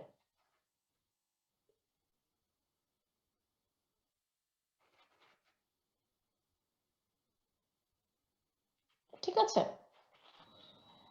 ওকে ma'am. Then comes Brayton cycle. Gas টারবাইনের ক্ষেত্রে আমরা এই ব্রেটন সাইকেলটা ইউজ করি। গ্যাস টারবাইনের ক্ষেত্রে, রেফ্রিজারেশনের ক্ষেত্রে, এয়ার কুলিং এর ক্ষেত্রে সব জায়গাতে এই ব্রেটন সাইকেলটা ইউজ হয়, আপনারা অলরেডি জানেন, ঠিক আছে? আমরা এই refrigeration, heat pump, air conditioning দেখছি, বাট এখন আমরা রিজেনারেশন, গ্যাস টারবাইনের ক্ষেত্রে কিভাবে আমরা ব্রেটন সাইকেলটা ইউজ করি সেটা এখন আমরা একটু জাস্ট ইন ব্রিফ দেখবো। এখানে ব্রেটন সাইকেলের ম্যাথ কিভাবে করতে হবে সেটা বলা আছে more or less. So actually সব ম্যাথই সেম, সব ম্যাথে exact same formula, exact same rules, just এই যে কিউ এর ভ্যালুটা, এই যে এই ভ্যালুটা একটু ডিফারেন্ট হয়, সাইকেলের উপর ডিপেন্ড করে, এক এক সাইকেল এক এক রকম ভাবে অপারেট করে, তাই না? তো একটু ডিফারেন্ট হয়, তো এইটা তো আপনার মুখস্থ রাখা লাগবে না।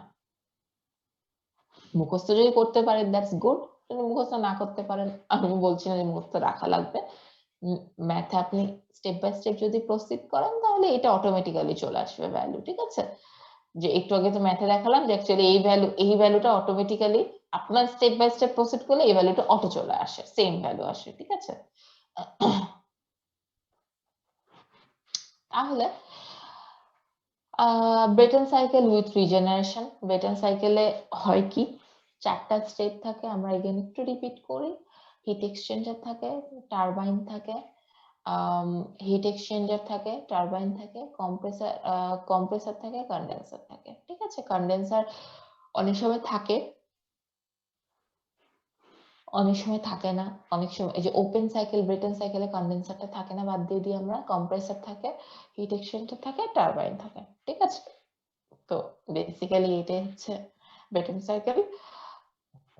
তো এখানে একটা ওপেন সাইকেল ব্রেটন সাইকেল নিয়ে এখানে কাজ করা হয়েছে, যে কন্ডেন্সারটা নেই, তো রিজেনারেশনটা এখানে কিভাবে করা হয় সেটা জাস্ট দেখানো হয়েছে। তো এখানে এক পয়েন্ট থেকে এয়ার এসে ঢুকে কম্প্রেসারের ভেতর, ঠিক আছে? সো এখানে এক পয়েন্টে শুরু হলো।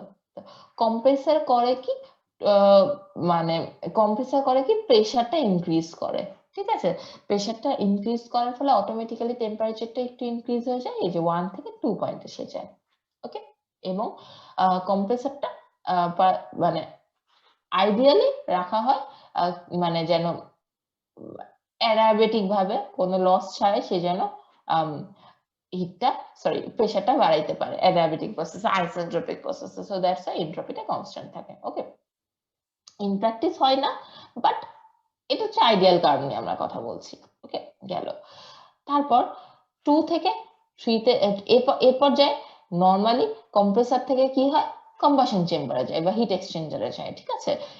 এবার সে হিট নেয় 2 থেকে 3 তে, যে তার টেম্পারেচারটা অনেক বেড়ে যায়, ঠিক আছে? 2 থেকে 3 তে যায়, এবং সে যেহেতু হিট নেয় দ্যাটস ওয়াই সে তার এসও বেড়ে গিয়েছে। এবার টারবাইনে যায়, এবার টারবাইনে যে প্রেসার ড্রপ হয়, এবং এর ফলে 3 থেকে 4 এ যায়, প্রেসার ড্রপ হয়, ঠিক আছে?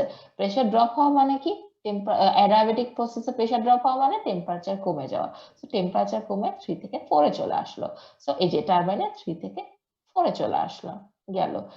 এবার 4 থেকে এগেইন 4 থেকে এবার চাইল্ড ওপেন সার্কিটে কি হয়, ওপেন সাইকেলে 4 থেকে বের করে দিয়ে, মানে গ্যাসটাকে বের করে দেওয়া হয়, অর্থাৎ এখানে এক্সস্ট হয়ে যায়, যে কিউ আউট হয়ে যায়, মানে অ্যাকচুয়ালি গ্যাসটা নিয়েই বের হয়ে যায়, নতুন এয়ার ঢুকে 1 দিয়ে, ঠিক আছে?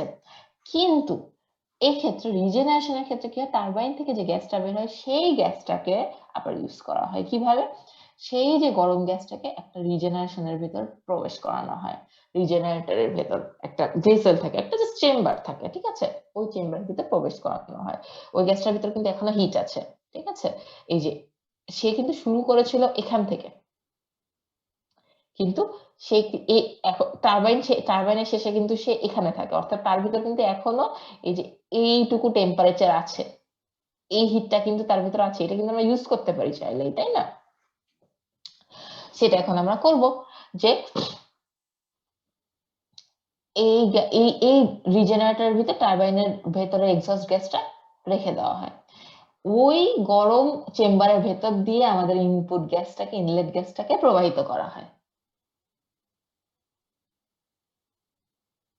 এতে কি হয়, আমি কিন্তু প্রথম যে সাইকেল দেখালাম সেই সাইকেলে কিন্তু রিজেনারেশন নাই, কারণ প্রথম সাইকেলে কিন্তু কোনো ফার্স্টে জেনারেট হবে, তারপর তো রিজেনারেট হবে, ফার্স্টে হিট আমরা প্রথম সাইকেলে কিন্তু পুরোটাই হিট দেওয়া লাগে কম্বাশন চেম্বারকে, পরের সাইকেল থেকে শুরু হয় রিজেনারেশন, ঠিক আছে? এখন এই ইনলেট গ্যাসটা যখন এর ভিতর দিয়ে প্রবাহিত হবে, তখন কিন্তু ইনলেট গ্যাসটা আর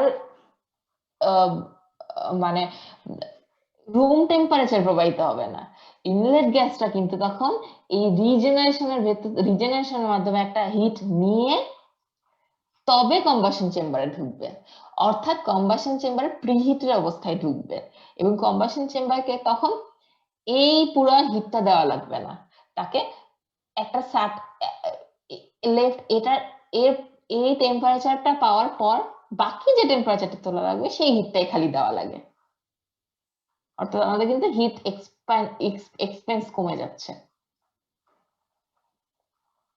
তাই না? আমরা আমাদের আগের হিটটা ইউজ করে এখানে আবার রিসাইকেল করতে পারছি।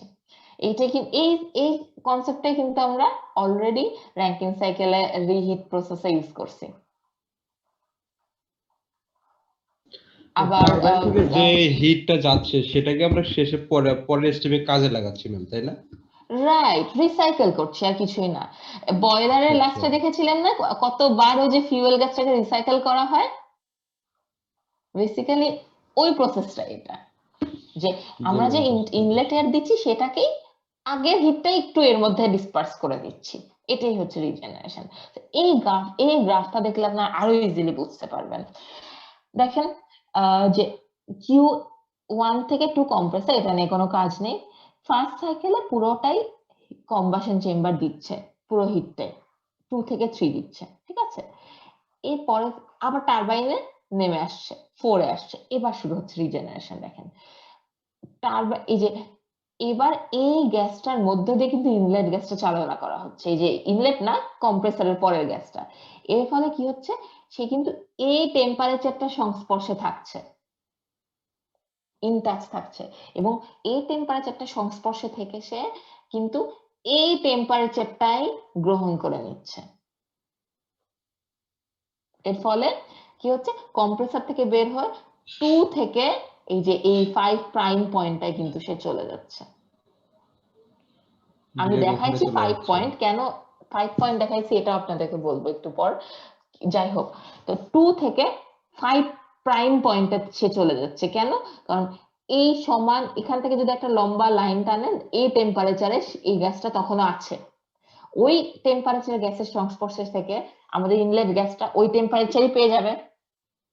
তো সে অটোমেটিক্যালি 2 থেকে 5 প্রাইম পয়েন্টে কম্বাশন চেম্বারে ঢোকার আগেই সে এই টেম্পারেচারটা পেয়ে যাচ্ছে।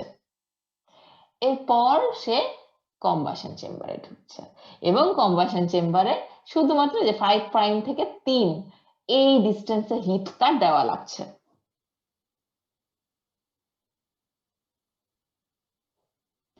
এখন আমরা যাই 5 প্রাইম, কিন্তু অ্যাকচুয়ালি এর রিজেনারেটরে ম্যাক্সিমাম কতটুকু হিট সে দিতে পারে, বাট ইন প্র্যাকটিস কিন্তু যেহেতু এটা হিট এক্সচেঞ্জিং হচ্ছে, সে কিন্তু পুরোপুরি তার এই টেম্পারেচারটা দিতে পারে না, তার থেকে একটু কম টেম্পারেচার দেয়। দ্যাটস ওয়াই অ্যাকচুয়ালি 5 পয়েন্ট পর্যন্ত দেওয়া হয়েছে, কিছুটা লস হয়, কারণ এটা তো ডিরেক্ট কন্ট্যাক্ট না, এটা হচ্ছে হিট এক্সচেঞ্জিং, একটা একটার সাথে ইনডিরেক্টলি হিট নিচ্ছে, তাই না? দ্যাটস ওয়াই একটা certain amount of heat loss হয়। সো 5 প্রাইম পয়েন্ট না, সে 5 পয়েন্ট পর্যন্ত হিট নিতে পারে রিজেনারেশনের মাধ্যমে। সো বেসিক্যালি 2 থেকে 5 পয়েন্টে আমাদের ইনলেট গ্যাসটা উঠে, এরপর 5 থেকে 3 পর্যন্ত কম্বাশন চেম্বারটা তুলে, এই যে 2 থেকে 5 পয়েন্টে যে ইনলেট গ্যাস, 5 থেকে 3 তে কম্বাশন চেম্বার তুলছে।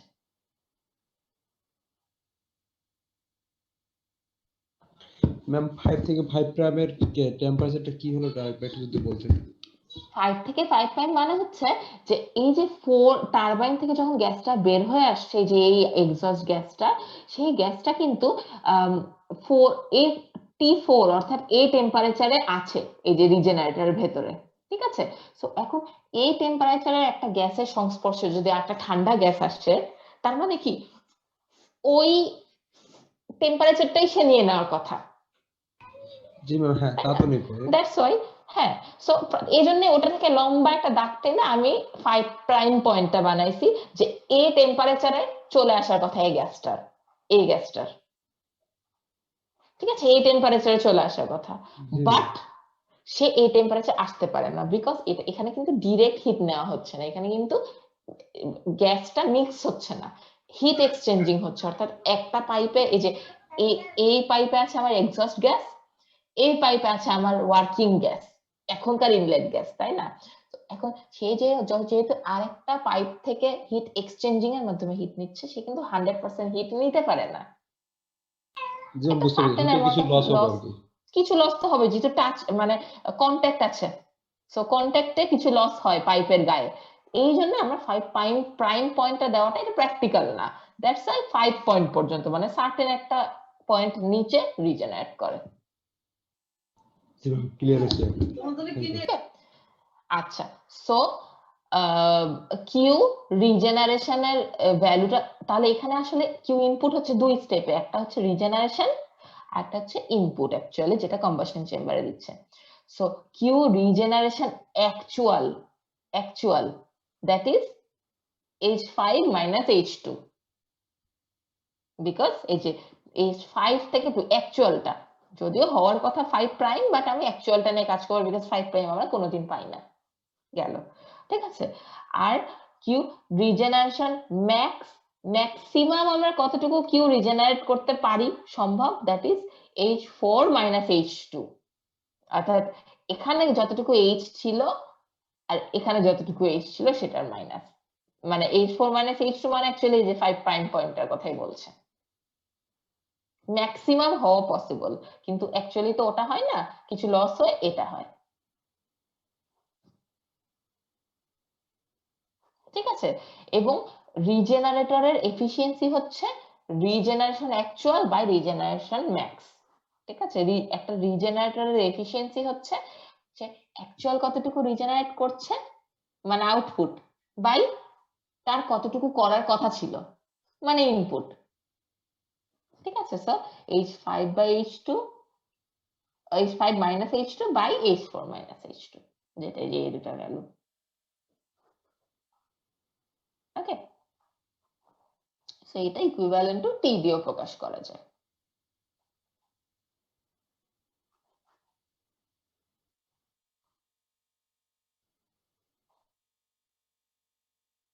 ওকে, এটাকে সিম্পলিফাই করলে এই যে এফিসিয়েন্সিটা আসে, রিজেনারেটরের এফিসিয়েন্সি হচ্ছে এটা হচ্ছে ইফেক্টিভনেস, এটা হচ্ছে এফিসিয়েন্সি।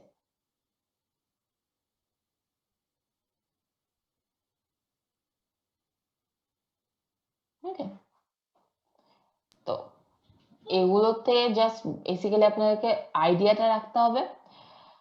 আর ম্যাথ এত ডিটেইল আমি ম্যাথ দিব না, রিজেনারেশনের ম্যাথ যদি দিও, বাট দেওয়ার পসিবিলিটি কম, যদি দিও এরকম ডিটেইল ম্যাথ দিব না রিজেনারেশনে আমি আপনাদেরকে just easy normal effectiveness graph থেকে কি করে বের করবেন এরকম কিছু মানে গ্রাফেই দেওয়া থাকবে মোরাললেস, আপনার জাস্ট আইডিয়াটা রাখা লাগবে,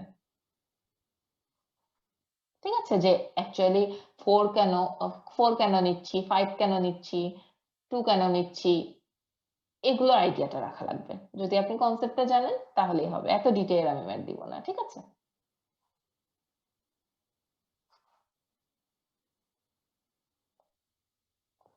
কারণ রিজেনারেশন জাস্ট টপিকটা আপনাদের জানা লাগবে, দ্যাটস ইট।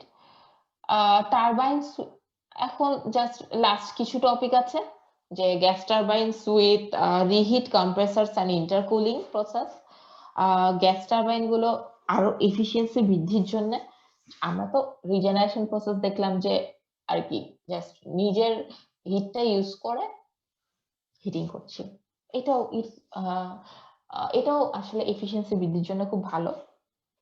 এছাড়া আরো প্রসেস আছে, এই প্রসেসগুলো আপনারা র্যাঙ্কিং সাইকেলে কম বেশি দেখছেন, that is reheat process. Turbine গুলোতে রিহিট করা হয়, আবার কম্প্রেসরে যদি আমি ইন্টারকুলিং করি তাহলেও আসলে মানে প্রসেসে এফিসিয়েন্সি অনেক বৃদ্ধি পায়। এফিসিয়েন্সি বৃদ্ধি মানে কি, ওয়ার্ক আউটপুট বৃদ্ধি, তাই না? ওয়ার্ক আউটপুট বৃদ্ধি কিভাবে হয়, একটা মানে চিত্রিক শিখাইছিলাম আপনাদেরকে, দ্যাট ইজ ওই কার্ভের এরিয়া যত বাড়ে তত ওয়ার্ক আউটপুট বাড়ে, তাই না? সো বেসিক্যালি এখানে দেখেন নরমালি কার্ভটা হওয়ার কথা ছিল, আমাদের কার্ভটা নরমালি হয় এই যে একটা, এই যে এরকম। আমরা যদি রিহিট এবং ইন্টারকুলিং করে থাকি তাহলে কার্ভটা এই যে এই ছোট কার্ভটা এদিকেও বাড়াই দেওয়া যায়, আবার এদিকেও বাড়াই দেওয়া যায়, এবং যত এরিয়া বাড়াই দেব তত ওয়ার্ক বেশি হয়ে যাবে, তত এফিসিয়েন্সি বেড়ে যাবে, ঠিক আছে। কিভাবে বাড়াবো এটা দেখাই, ঠিক আছে। তাহলে বেসিক্যালি এদিকে আমরা কিভাবে বাড়ানো পসিবল, হিটিং এর মাধ্যমে, আছে, রিহিট বলে এটাকে। সো টারবাইন থেকে বড় সাইকেলটা আগে দেখাবো না ছোট ছোট করে ভেঙে আগে দেখাই, ঠিক আছে? যখন টারবাইনে একবার ঢুকে, টারবাইনে লেটসে এই 3 থেকে এই টারবাইনে ঢুকছে, এই 3 থেকে টারবাইনে ঢোকার পর এই গ্যাসটাই বের করে দেওয়ার কথা ছিল, বাট আমরা এই গ্যাসটা না বের করে এই গ্যাসটাকে আবার হিটিং করি, আবার এটাকে টারবাইনের মধ্যে আরেকটা টারবাইন, আরেকটা ছোট টারবাইনের মধ্যে দিয়ে চালনা করি, তারপর বের করি। মনে আছে এটা, এই জিনিস কোথায় পড়েছিলাম আমরা? র্যাঙ্কিন সাইকেলে, কিন্তু সেম, এক্সাক্ট সেম ওইটাই এখানে আমরা আবার দেখছি, ঠিক আছে? যে আবার একটা ছোট টারবাইনের মধ্যে দিয়ে বের করি, তারপর সেটাকে বের করি। এর ফলে কি হয় আমাদের সাইকেলে কিন্তু এই যে টারবাইনে প্রথমে একটু কিছু দূর নেমে এই যে এ পয়েন্টে যায়, যে এ পয়েন্টে যায়, এতে যায়, তারপর আবার হিটিং হয়ে আবার উঠে, আবার সে নামে। তো এখানে কি হলো, আমাদের হিট এডিশন কিন্তু বেড়ে গেল এবং একই সাথে ওয়ার্ক আউটপুটও বেড়ে গেল।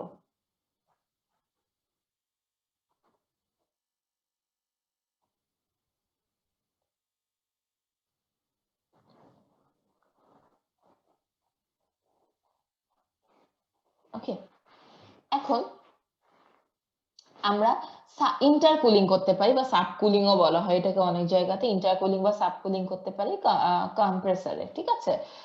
এটা কিভাবে হয়? কম্প্রেসার তো লোয়ার হিট রিজিয়নটা ডিল করে, তাই না? সে লোয়ার হিট রিজিয়ন ডিল করে। এখন সে যত বেশি কুলড একটা এলিমেন্ট নিয়ে আসবে, তত সে যখন প্রেসার দেয় তখন কিন্তু হিট বেড়ে যায়। সে যদি অনেক কুলড একটা এলিমেন্ট নিয়ে আসে তাহলে কিন্তু মানে হিট এডিশনটা আরো বেড়ে যায়, কেননা কম্বাশন চেম্বার আর যত বেশি কুলড অবস্থায় থাকে গ্যাসটা তত বেশি হিট দিতে পারে, ঠিক আছে? সো কম্প্রেসার করবে কি এখানে, ফার্স্টে আমাদের কম্প্রেসারের ভিতর এন্টার করবে গ্যাসটা, এরপর সেটা কম্প্রেস হয়ে বের হয়ে সেটা কুলিং হবে, একটা কুলারের ভেতর, একটা হিট এক্সচেঞ্জারের ভেতর দিয়ে পাস করা হয়, যেখানে তার হিটটা নিয়ে নেওয়া হবে। আবার সেটাকে আবার কম্প্রেস করা হয়, তারপর সেটাকে বয়লারের ভেতর দিয়ে বা হিট এক্সচেঞ্জারের ভেতর দিয়ে চালনা করা হয়। এর ফলে কি হয় দেখেন, এর ফলে হয় এই যে প্রথমে ওয়ানে ঢুকে গ্যাসটা, ওয়ানে ঢুকে সে এদিক দিয়ে চলে যাওয়ার কথা, কিন্তু তা না করে সে ওয়ানে ঢুকে সে 2s পয়েন্টে যায়, তারপর 2s পয়েন্ট থেকে সে আবার কম্প্রেসিং কুলিং হয়। সো 1 থেকে 2s পয়েন্টে যায় কম্প্রেসারে, দেন কুলিং হয়ে আরো ঠান্ডা হয়, তারপর সে আরেকটা কম্প্রেসরের মধ্যে দিয়ে চালনা হয়, তারপর সে হিট এক্সচেঞ্জারে যায়, তারপর সে টারবাইনে যায়, টারবাইন থেকে একটু নামে, তারপর আবার হিটিং হয়, তারপর আবার আরেকটু নামে আরেক টারবাইনে, তারপর অ্যাকচুয়ালি তার সে গ্যাসটাকে বের করে দেওয়া হয়, কিংবা সে গ্যাসটাকে হোয়াট এভার রিজেনারেট করা হয়, বা যাই হোক পরবর্তী প্রসেসটা করা হয়। এইটা হচ্ছে বেসিক্যালি মোস্ট এফিশিয়েন্ট সাইকেল, যেখানে আমরা ইন্টারকুলিং ইউজ করেছি, রিহিট প্রসেস ইউজ করেছি এবং রিজেনারেশন প্রসেস ইউজ করেছি।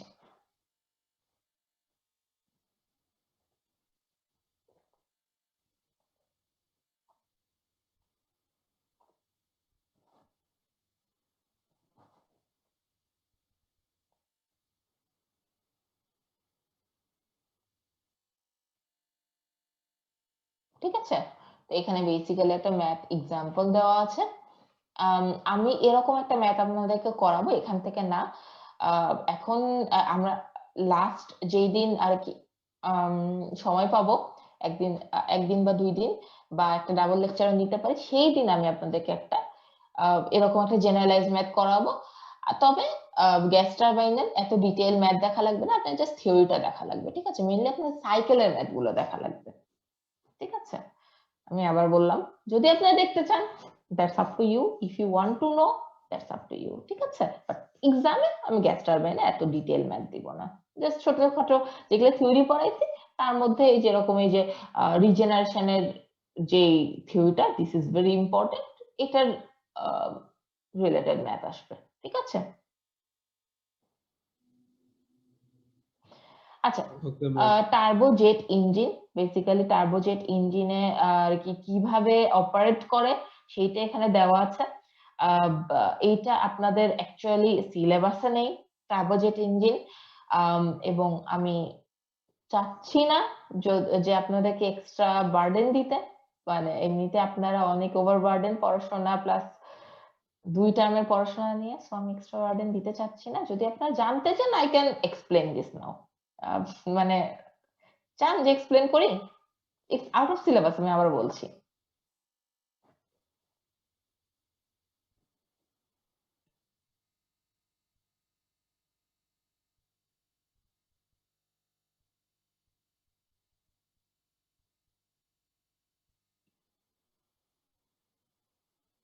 ওকে, মনে হচ্ছে না যে কেউ তেমন একটা আগ্রহী। So in that case, G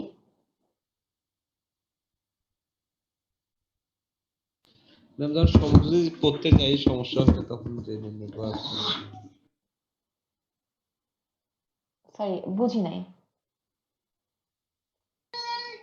try করি পড়া, যদি তখন সমস্যা হয় তখন জেনে নেবো এখন। এটা আসলে এমন কোনো মানে মানে কঠিন কিছুই না, যে বেসিক্যালি আচ্ছা এখানে তাহলে দেখাই দেন 2 মিনিটে একটু রিভিউ করে দেন তাহলে।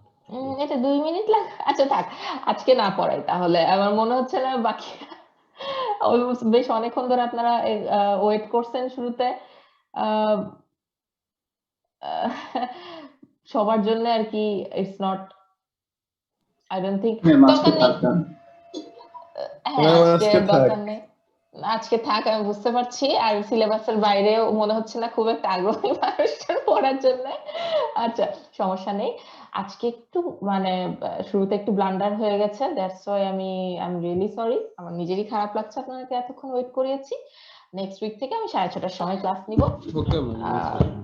অনেকে আমাকে বলেছেন অ্যাকচুয়ালি পার্সোনালি যে আর কি 6:30 নিলে বেটার হয়, যেহেতু আমার পার্সোনাল প্রবলেমের জন্য আপনারা আমাকে সন্ধ্যায় সময় দিতে পারছেন। সো আপনাদের জন্য তো কিছুটা তো করাই যায়। তো আর আমাদের অফিসিয়ালি আজকে হিট ট্রান্সফার থার্মোডাইনামিক্স শেষ। হিট ট্রান্সফার আমি এগেন বলছি, ম্যাথ আমি একদিন আর একদিন বা 2 দিন আমি সময় নিয়ে দেখাবো আরো বেশি, যেহেতু কিছু জাস্ট গ্লিম্পস দেখাইছি ম্যাথে, বাট আমি ম্যাথ বেশি করানোর সময় পাই নাই। আম, আমি সময় নিয়ে দেখাবো যেন আর কি মানে আপনারা বুঝতে পারেন যে কোন টপিকটা কখন করতে হয়। বাট আমি একদম সব শেষে লাস্টে একবারে বই নিয়ে বসবো যে এই ম্যাথ গুলো করবেন। তো জাস্ট ফর জিস্ট। আর এরপর দিন থেকে আমরা হিট ট্রান্সফার শুরু করব। তো হিট ট্রান্সফারের বেশি আমাদের সিলেবাস তেমন বড় না, আমাদের সিলেবাসের সব থেকে বড় পার্টটা অলমোস্ট মানে ইটস ডান। তো আম, আর কোনো সমস্যা যদি থাকে, আবার বলছি থার্মোডাইনামিক্সে যে কোনো পার্টে কোনো সমস্যা যদি থাকে শেয়ার করবেন। আর হিট ট্রান্সফারও এত কঠিন কিছু না। আর আমাদের বাকি আছে আর 2টা part, fluid mechanics and heat transfer, আমার হাতে বাকি আছে। আর আপনার সৌরভ স্যারের আরো যা উনি পড়াচ্ছেন, ওনার vector mechanics, solid mechanics. So মানে মেইন বড় টপিক এবং কঠিন টপিক অ্যাকচুয়ালি আমাদের শেষ। তো ওকে তো don't ম্যাম worry. থার্মোডাইনামিক্স থেকে কয়টা কোশ্চেন থাকবে? থার্মোডাইনামিক্স থেকে বেসিক্যালি আপনাদের একটা ফুল সেকশন হবে thermodynamics, heat transfer and fluid mechanics এর, আর বাকি আরেকটা ফুল সেকশন হবে আম, এই vector mechanics and solid mechanics, মানে আপনার সৌরভ স্যারের। সো 50% আমার এদিকে। তো এখান থেকে বেসিক্যালি 4টা কোশ্চেন হবে। আর এখন থার্মোডাইনামিক্স আলাদা করে আমি করব না, thermodynamics and heat transfer mix করে ফেলবো, এবং ফ্লুইড মেকানিক্স থেকে একটা অথবা 1.5টা ফুল সেট হবে। Okay ma'am. ওকে, তো এখন আসলে থার্মোডাইনামিক্স আর হিট ট্রান্সফার দুইটা একসাথে থাকবে, আলাদা থাকবে না। হিট ট্রান্সফার একটা খুব ছোট পার্ট, আপনাদের এত বেশি ডিটেল নাই। হিট ট্রান্সফার এখনই আপনারা সিলেবাস দেখেছেন কিনা, আপনাদের ওই ছোটবেলায় কনভেকশন, কন্ডাকশন, হিট এগুলো আসলে। তো ওটা থেকে আর কি ছোট ছোট কোশ্চেন থাকবে, তো তেমন কিছু না। আর ফ্লুইড মেকানিক্স থেকে কিছু পড়ার জায়গা আছে, পাম্প আছে, তারপর ভিসকসিটি আছে, এই জিনিসগুলো হালকা পাতলা আছে। বাট কঠিন পার্টটা আপনাদের শেষ। কংগ্রাটস যে আপনারা অনেক কঠিন পার্ট পার করে এসেছেন। নেক্সট উইক থেকে অনেক ইজি লেকচার হবে, ঠিক আছে? তো নেক্সট উইকে 6:30টার সময় Okay, লেকচার ma'am. নিব। এন্ড আজকের মতো আপাতত ছুটি। থ্যাংক ইউ সময় দেওয়ার জন্য। ভালো থাকবেন। ওকে, আসসালামু আলাইকুম। ওকে, ওয়ালাইকুম আসসালাম।